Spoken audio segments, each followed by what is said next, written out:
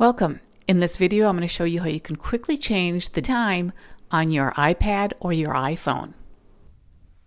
On the home screen, tap on Settings.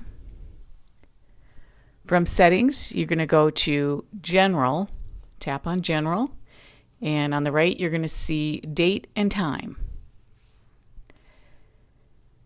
This will take you to a page where you're going to see Time Zone. Click on Time Zone.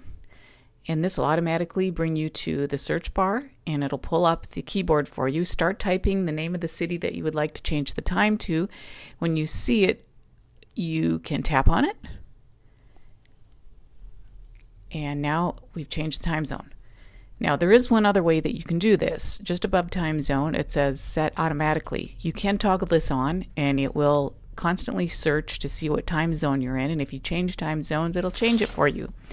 However, I never turn this on because it does drain the battery slightly, and it also requires that you have location services on, something else that I never turn on my iPad unless I'm traveling.